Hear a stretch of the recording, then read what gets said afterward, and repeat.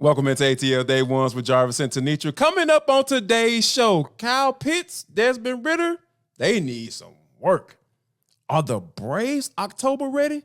And last but not least, and for the culture, Jamar Chase, man, you probably shouldn't have chased it. This is ATL Day Ones, part of Locked On Sports Atlanta. And it starts now.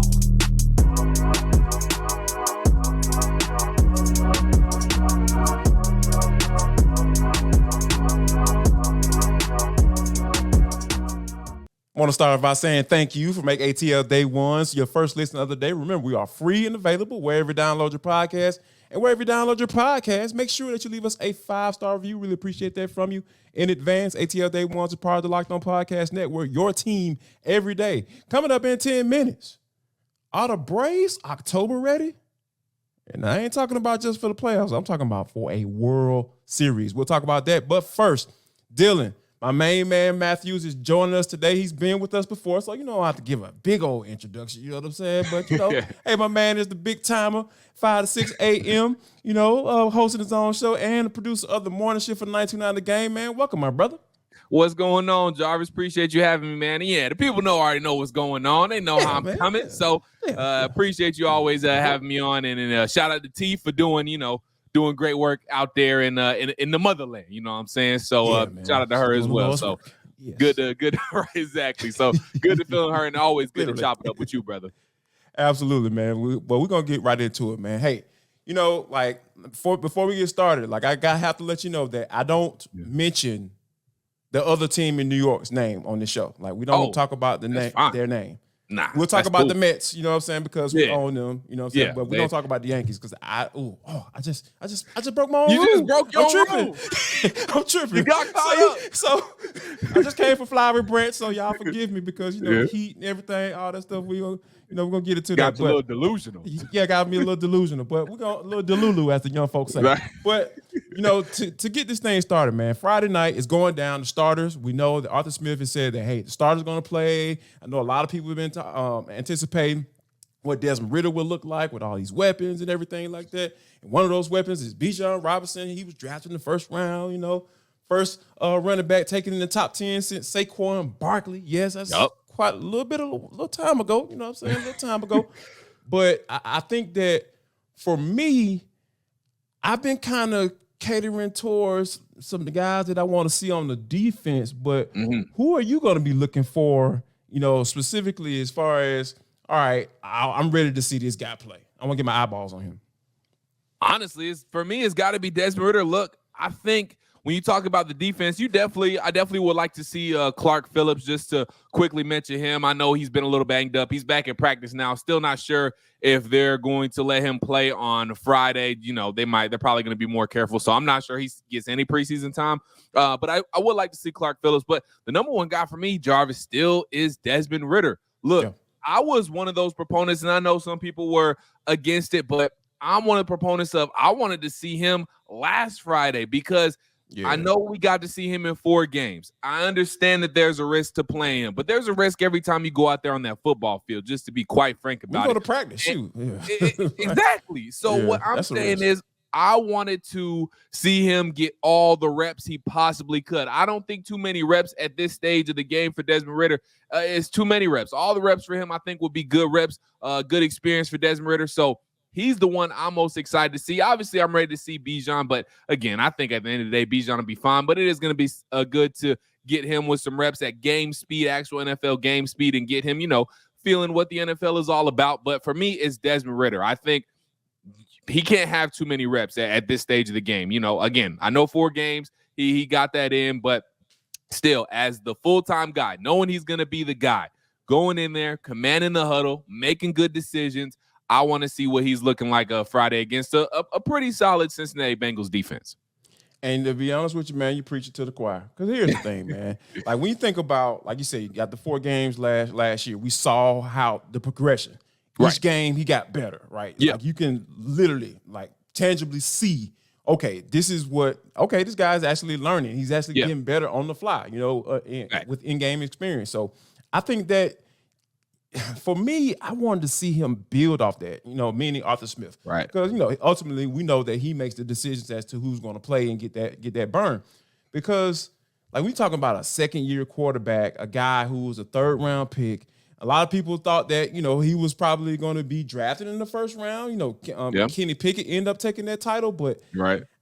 I just feel like there's never too many reps for a young quarterback, right? Because exactly. My whole thing is like when you see certain things and I know defenses are pretty vanilla when it comes to preseason. However, there are things that you can do and accomplish in the preseason from a quarterback standpoint, and I believe number one is the guy that I don't know if we're gonna see. I know we say gonna see the starters. It's Kyle Pitts. I feel like that connection between those two guys is going to be so important this year because we saw how bad it was with the other dude, with one. We saw how bad it was with one. It was awful. They had no connection whatsoever. That was like one of those girls that, you surprised she said yes, and then y'all go out on the first date and it probably lasts for about 30 minutes, and y'all went to a restaurant and you almost taken her home within the hour and a half. That was that situation with one and Kyle Pitts. The whole time. You're right. And she on the phone the whole time. The whole time. So basically, one and Kyle Pitts was an awkward date last year. You know what I'm saying? So I want to make sure.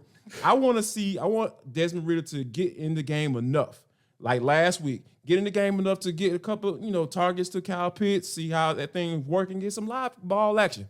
I mean, thankfully we're going to get a chance to see it, on Friday, but I really feel like, taking advantage of the opportunity to be able to build and continue to build that rapport that you need, that you get with your number one tight end, because hey, that's the reason why you drafted him at 4th overall, Dylan. Exactly. He's got to be your number one weapon. He was the highest tight end drafted in the history of the NFL for a reason. He's supposed to be this special player, and and due to injuries and not very good quarterback play, just to keep it a buck, he hasn't had that same production that he had in his rookie year with Matt Ryan. So we got to see some progression this year. We have to see Kyle Pitts get back to having close to the yards that he had. The ball is going to be spread around a little bit more because of the talent you have this year. But we got to see the touchdowns, importantly. We got to see him be effective in the red zone, most importantly, as well. So we have to see that. Also, another reason that it's going to be important for Desmond Ridder to get these reps that he's going to get on Friday is just to be able to clean things up with his offensive line, with his receivers, talking about guys getting set, making sure, the snap count is on point, not having those penalties that, Arthur Smith and the rest of the Falcons coaching staff talk about wanting to eliminate during the preseason so they don't have them during the regular season. So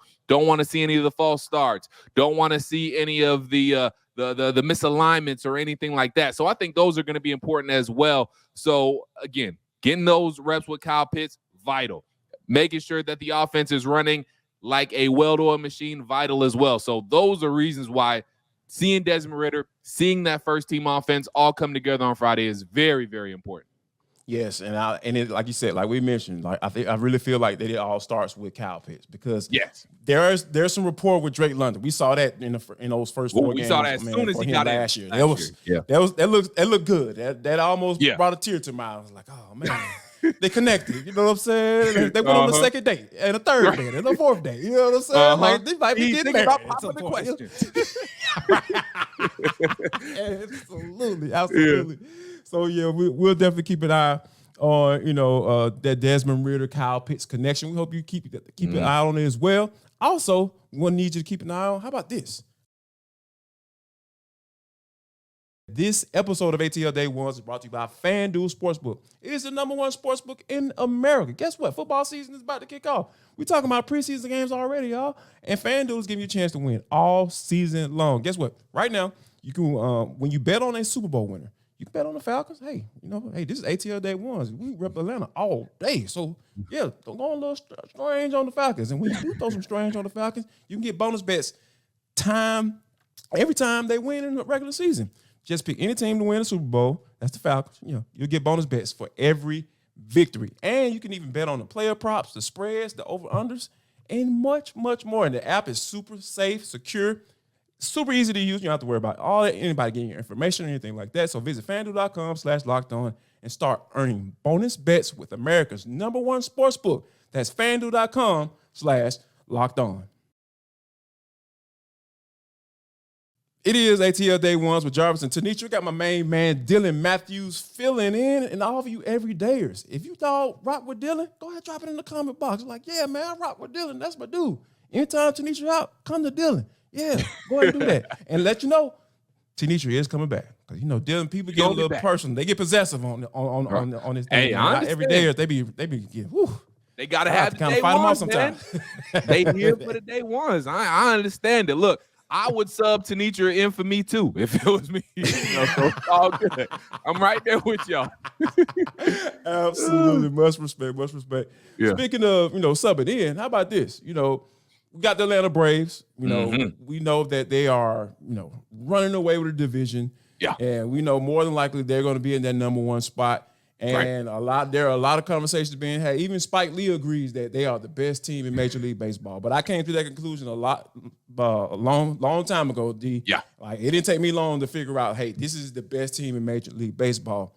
Right. But obviously, with all the injuries to the pitching staff, the Max Fried, Kyle Wright, and now here we sit where you had guys like Bryce Elder struggling.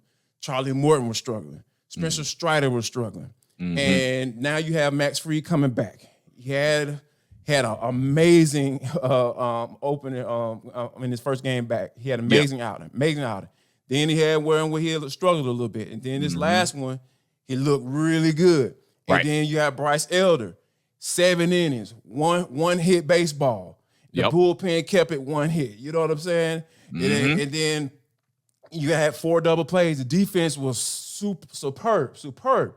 But with all that being said, do you see now, given right now today, if we had to go into the playoffs as of today, do you feel like the Braves are ready to go on a World Series run? Not just do well in the playoffs. I'm talking about take it all the way. Do you feel like they're ready right now at this moment? Oh, yeah, they're ready. I mean, you got Matt Olson on a tear right now. You have Ron Acuna Jr. doing MVP things, hit another home run last night, stealing bases left and right.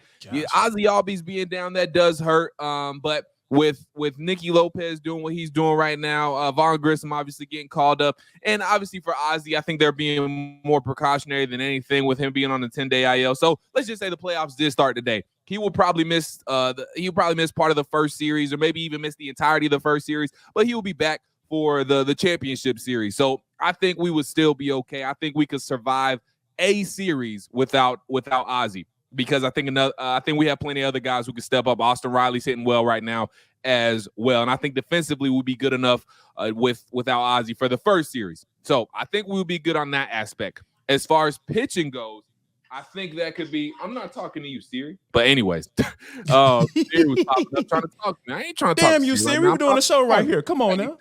I'm doing something, Siri. But anyway, you're doing something.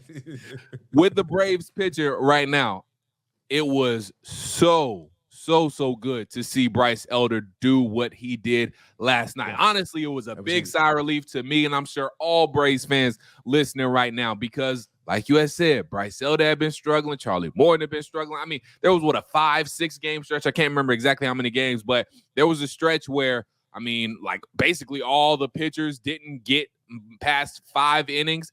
And it was like, yo, what's going on with this starting staff right now? Like, what's up? We were taxing the bullpen. So hopefully all those guys have gotten out of this funk, and we'll see Charlie Morton tonight.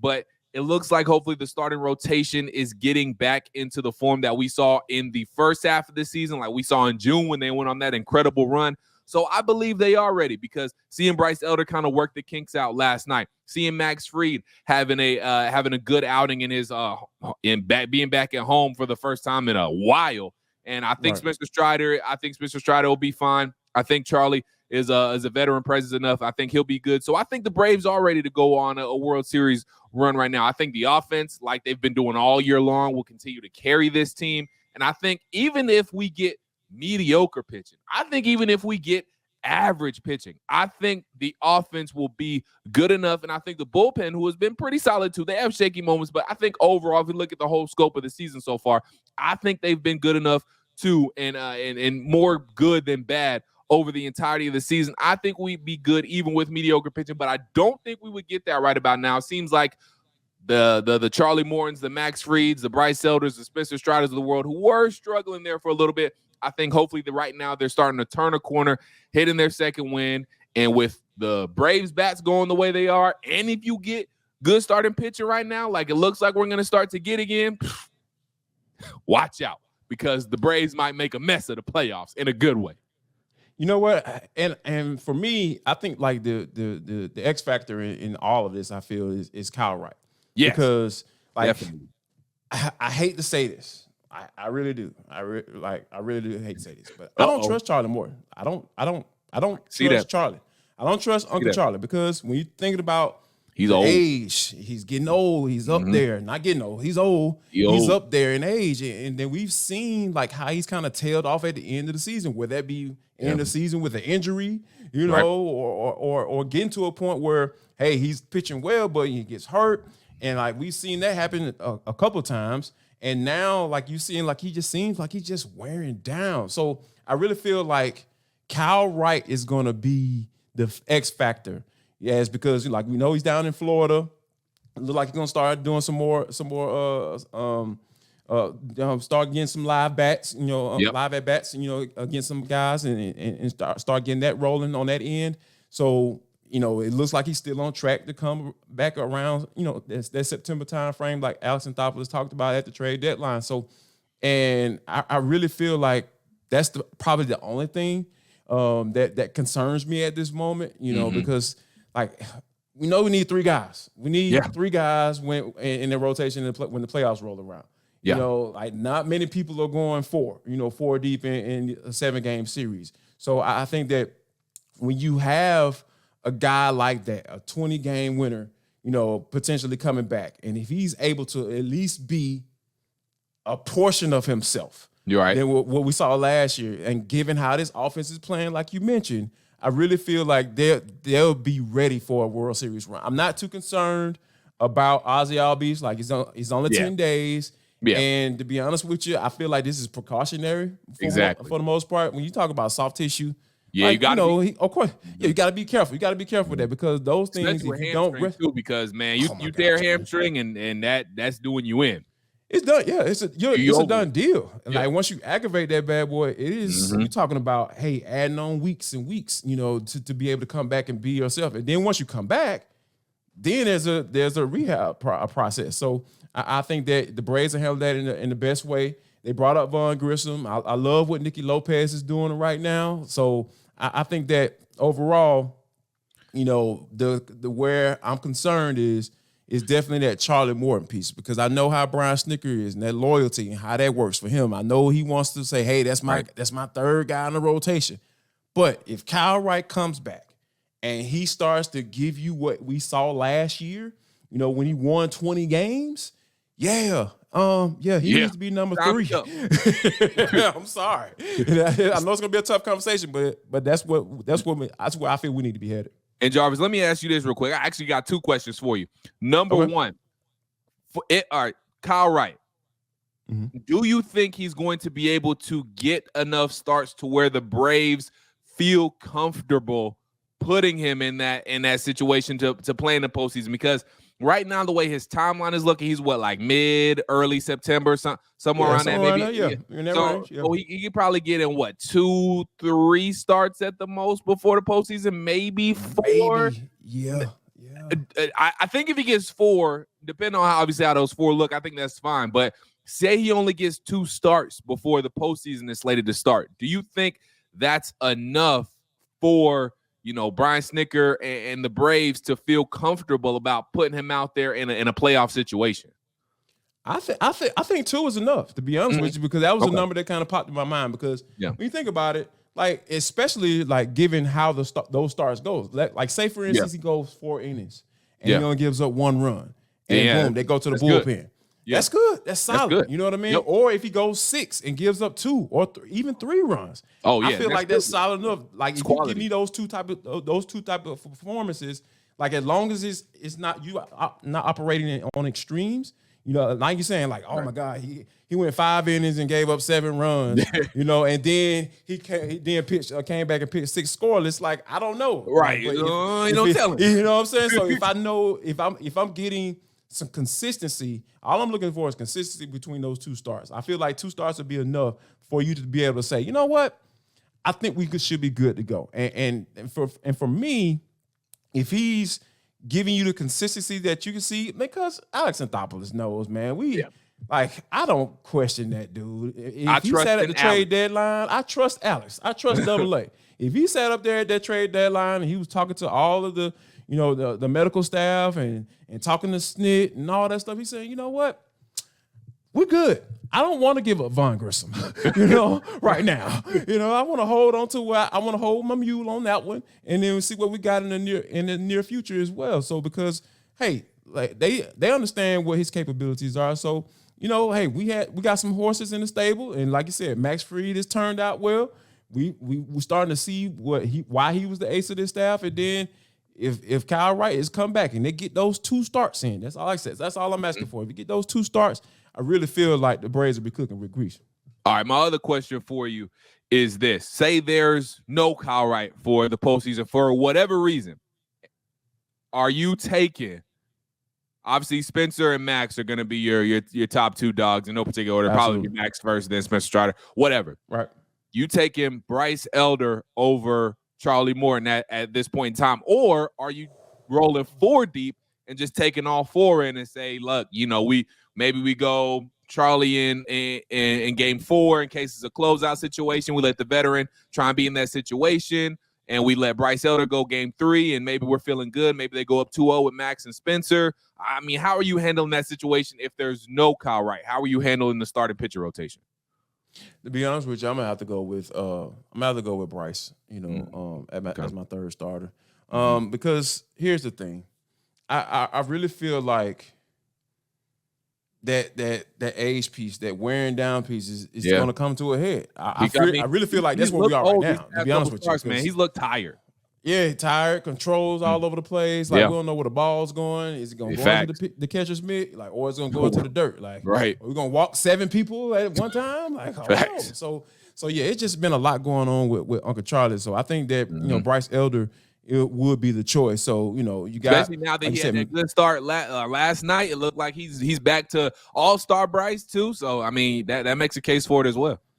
Yeah, and he's the type of guy that, you know, he doesn't necessarily use power, you know, so to speak. He's a location pitcher. You know what I'm saying? Right. He doesn't need strikeout. He's a guy, he can get you a one and done, like because those count a lot when you get into the playoffs. Like those 1 pitch count at bats, you know what I'm saying? Like those ground ball pitchers do really well in the playoffs, in my opinion. So especially in the long ball era that we are in right now in Major League Baseball. So yeah, we all, man, speaking of long ball, man, the people been rocking with us for a minute. We call them our everydayer, Dylan. And we just want to say we appreciate you all for rocking with ATL Day Ones with Jarvis and Tanisha each and every day.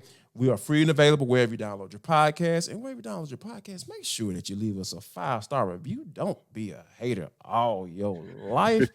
Come call to the cool kids. You know what I'm saying? Dylan rocks with us. Everybody rocks with us. Random Michael, John Michaels, and all the other Michaels in the world. Everybody rock with ATL Day Ones. How could you not? If you don't rock with ATL Day Ones, there's something wrong with you. You need to look in the mirror. Something going on internally. It's something on internally. We look at internally, man. We getting mental health checks on this show and everything. We doing it up today.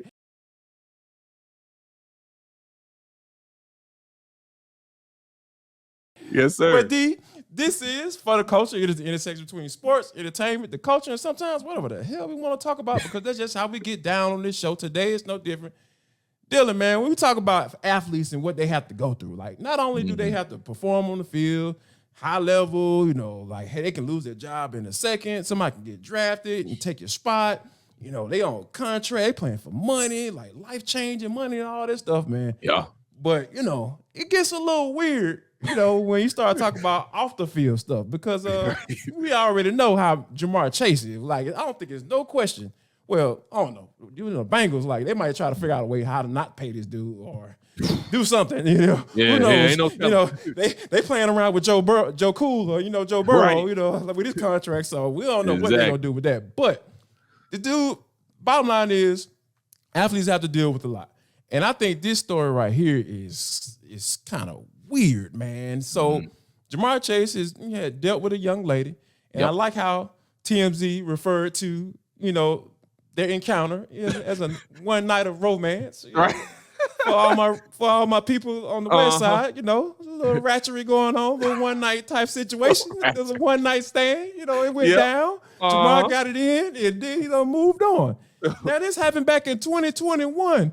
Oh. And now Jamar Chase Dylan is trying to get a restraining order on a young lady because she out here on IG posting stories about a baby, and the baby she took a picture of a baby that nobody knows who the baby is. They're like, and then goodness. She up here taking pictures of posting the phone numbers of him and his mom, posting a picture of his mom, talking about stay away from this, not your grandchild, just a lot of little situations on, man. So my question to you is, man, like, is Jamar Chase was he a part of this? Like, because like you said, given all the things that I talked about how athletes have to deal with on and off the field, do you think that he was culpable in this? Because like, as much as I want to go in on this young lady for doing all this foolishness, it got to be more to the story, right? Yeah, usually when we get two sides of a story, the truth lies somewhere in the middle, right?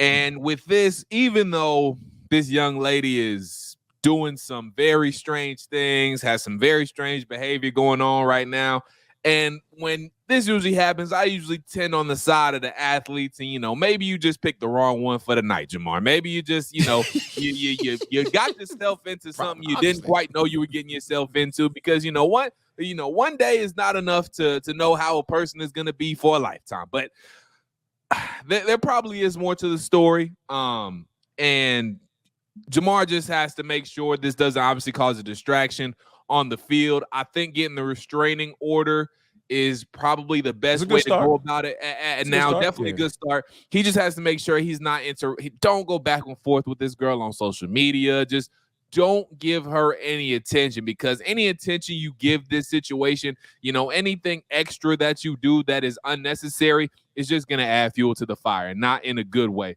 So I'm leaning towards the side of Jamar, but there probably is maybe a little bit more to the story. And, you know, there probably are some things that we don't know, that maybe this young lady was, you know, maybe there was some conversations had between her and Jamar. I don't know. I'm just speculating. But, you know, who knows with this stuff? Because this stuff can get sticky, Jarvis, real quick. But yes. But look, you start talking about olive juice, you know what I'm saying? Like, man, you know, things get a little sticky, Jack. Like, figuratively. Yeah. But the main thing for Jamar is to make sure this does not become a distraction. And look, just handle this in the most professional manner. But man, and it's scary stuff too when you talk about, you know, she reaching out to mom, you know, trying to leak phone numbers or whatever. You know, that's when the stuff gets scary. And, you know, I think he did the right thing by definitely trying to get the restraining order in line. But yeah, he gonna want to put this fire out as quickly as possible. Absolutely. So yeah, before we get out of here, I gotta talk about this, man, because I don't know if you noticed. You know about the Keke Palmer Usher situation. Right? Oh yeah, how that went down. Baby dad looking real bad right now. Look, going out. Going out. Sad, Jarvis. What? Mr. Usher don't got involved. He dropped a video today, Dylan. I mentioned it, you know, the pre-drop, you know, yesterday, you know, when we got John Michaels filling in. Yeah. But the video dropped today, and Keke Palmer all up in the videos. He in it, dog. Man, can this dude even show his face? Like, nobody knows his name. Not. Nobody can remember his name anymore. Like, people probably knew his name for like 48 hours, and then he just, boom, went away. Now, Usher is I feel like Usher's really gotten involved. Like, he's not even an innocent bystander anymore. Like, he's like really petty monger. He like petty monger type stuff right now. But man, like, I mean, I defended Kiki, but like this may have seemed like it might be just a little bit too much. I mean, I don't know what you think. The Jarvis is a straight up troll job. This is a straight up troll job. The biggest Usher one ever. And Kiki straight trolling this man. And last I heard, I do not think the two are together anymore. Yeah, so, no way. There's no way. No way they can't. No, because no way this got signed off. This video got signed off on unless he agreed to split the bag with him or something. But anywho, yeah, this is just the ultimate troll job. And look, I ain't mad at it. You know, their business is their business, and you know, obviously, with them having a child together, they're gonna have to interact with each other in some way, shape, or form for the rest of their lives. But yeah, this ultimate troll job, man. Look. Dude, only way dude can show his face is if he pulling up on Usher. He trying to throw the Dukes up. You know what I mean? Like, that's the only way. Only way he can pull up on the scene in public is if he's going to Vegas to fight Usher on site. That's the only way. That would make it worse, though. That will make it worse, and then that would make it worse because then you just look extra bothered. You know what I'm saying? Like, you don't think the boyfriend? Because the name of the song is Boyfriend. Right. You don't think it's gonna be a Boyfriend Part 2 to come on, and then everybody and their mama gonna be waiting for that video to premiere as well on Usher's YouTube page? He better just stay inside, Jarvis. Kiki gonna collect another check for being the main star in the video? Mm-hmm. Man, dude, that's why I say, man, entertainers are going to win because that's what they do for a living. This is what they do for a living. Usher knows what time it is. He knows how he is with the ladies. You know what I'm saying? Like, bro, just be cool, man. Like, you had a baby by this woman. Yep. And apparently, they were engaged too. So, right. Like, this dude messed up. Yeah, he messed up everything. Like, he fumbled it all up, bro. You fumbled it. You fumbled the bag. Now he just needs to lay low. Maybe go either try to go beg for Kiki back. Look, I wouldn't even be embarrassed. I'll be begging for Kiki back right about now. I'll be Kiki, please. I'm sorry, Kiki. I won't trip no more. Look, if you go wear that dress again, please. You can go back. Let's just wear the same dress. I don't care, Kiki. Please take me back. So either that, lay low, or find you a nice, maybe non-celebrity lady. Find you someone, who's a little bit less in the public eye. Yeah. Because obviously you may be not ready for what comes with that. So yeah, dude just need to lay low. It's very, very apparent that man is not ready. We thank you guys for being ready to make ATL Day Ones your first listen of the day. Remember, we're free and available wherever you download your podcast, podcast. Make sure that you leave us a 5-star review. Also, if you have not liked or subscribed to our YouTube channel, what the hell are you waiting on? I need you to go ahead and do that right now. Go ahead and subscribe to our YouTube channel, hit that notification bell, and I promise you we'll pop right up every single day. Dylan, my man, I appreciate you. And also, people, we appreciate you guys for rocking with us. And before we get out of here, gotta make sure if you don't do anything else with your lives, make sure that you share love, show love, and most importantly, spread love.